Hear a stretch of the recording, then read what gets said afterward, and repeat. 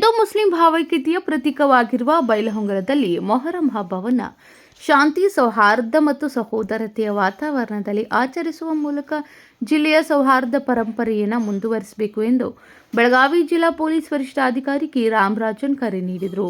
ನಗರದ ಹೊಸೂರು ರಸ್ತೆಯ ವಿಜಯ ಸೋಷಿಯಲ್ ಕ್ಲಬ್ನಲ್ಲಿ ಬೈಲಹೊಂಗಲ ಉಪವಿಭಾಗದ ವತಿಯಿಂದ ಮೊಹರಂ ಹಬ್ಬದ ಅಂಗವಾಗಿ ಶನಿವಾರ ಆಯೋಜಿಸಿದ್ದ ಶಾಂತಿ ಪಾಲನಾ ಸಭೆಯಲ್ಲಿ ಅವರು ಮಾತನಾಡಿದರು.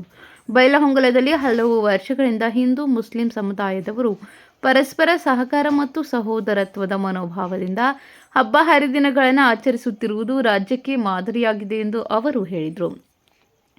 ಸಮಾಜದಲ್ಲಿ ಅಶಾಂತಿ ಸೃಷ್ಟಿಸುವ ಪ್ರಯತ್ನಗಳು ಅಥವಾ ಧರ್ಮ, ಜಾತಿ ಕುರಿತು ಸಾಮಾಜಿಕ ಜಾಲತಾಣಗಳಲ್ಲಿ ಪ್ರಚೋದನಾತ್ಮಕ ಸಂದೇಶಗಳನ್ನು ಹರಡುವವರ ವಿರುದ್ಧ ಕಠಿಣ ಕಾನೂನು ಕ್ರಮ ಕೈಗೊಳ್ಳಲಾಗುವುದು ಎಂದು ಎಚ್ಚರಿಕೆ ನೀಡಿದರು.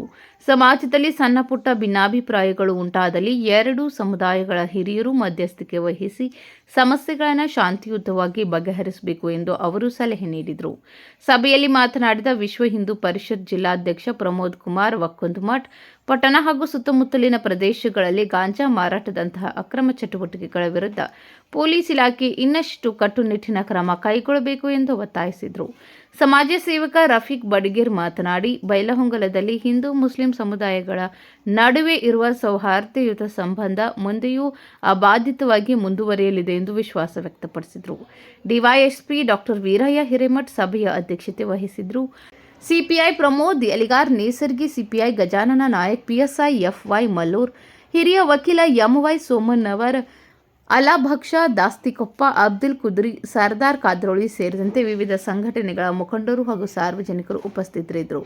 ಸಭೆಯ ಬಳಿಕ ವಿವಿಧ ಸಂಘಟನೆಗಳ ವತಿಯಿಂದ ಜಿಲ್ಲಾ ಪೊಲೀಸ್ ವರಿಷ್ಠಾಧಿಕಾರಿ ಕೆ ರಾಮರಾಜ್ ಅವರನ್ನು ಸನ್ಮಾನಿಸಲಾಯಿತು.